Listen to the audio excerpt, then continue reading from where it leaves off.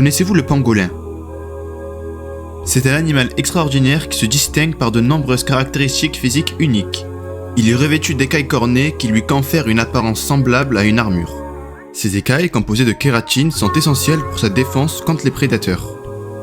Le pangolin possède également une queue préhensible, longue et musclée qui lui permet de grimper aux arbres avec agilité et de se déplacer au sol.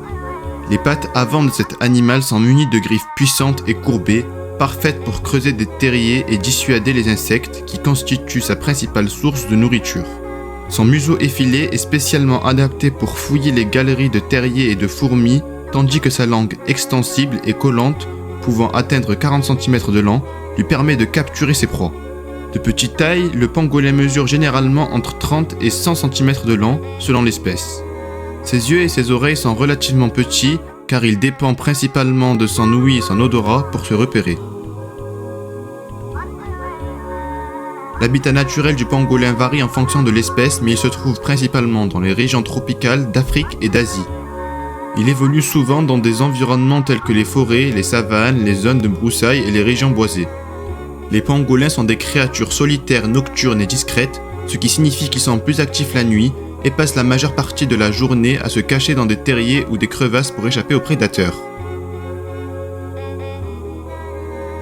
En ce qui concerne leur alimentation, les pangolins sont des insectivores spécialisés. Leur régime alimentaire est principalement composé de fourmis et de termites qu'ils traquent et capturent avec leur langue collante. Ils complètent parfois leur alimentation en consommant de petits insectes et des larves qu'ils trouvent en fouillant les nids. Attends, si ce contenu te plaît, n'oublie pas de liker la vidéo, de la partager et de t'abonner pour nous soutenir.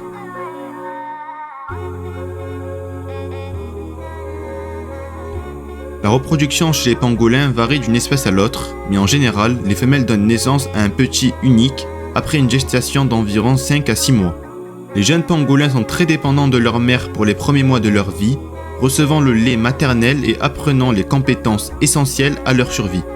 Malheureusement, les pangolins font face à de graves menaces. Le braconnage intensif pour le commerce illégal de leurs écailles est la principale menace qui pèse sur eux. La demande pour ces produits sur le marché noir a entraîné un déclin dramatique des populations de pangolins et les a poussés au bord de l'extinction. Il existe même du braconnage alimenté par des croyances médicinales erronées attribuant des propriétés curatives à certaines parties du corps humain. Heureusement, de nombreuses organisations de conservation et les gouvernements de ces régions mettent en œuvre des initiatives visant à renforcer la lutte contre le braconnage et à sensibiliser le public à l'importance de protéger ces animaux vulnérables.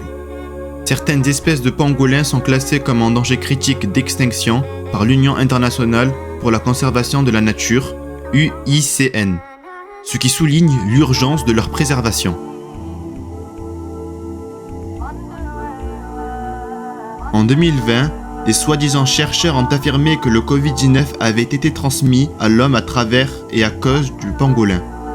Cette hypothèse est basée sur des études génétiques du virus SARS-CoV-2, responsable de la pandémie du Covid-19. Il est suggéré que le virus pourrait être transmis de la chauve-souris au pangolin, puis finalement aux humains lors de la vente d'animaux sauvages sur les marchés humides en Chine. Actuellement, la recherche sur l'origine du virus est toujours en cours et il n'est pas encore confirmé que le pangolin a été directement impliqué dans la pandémie du Covid-19.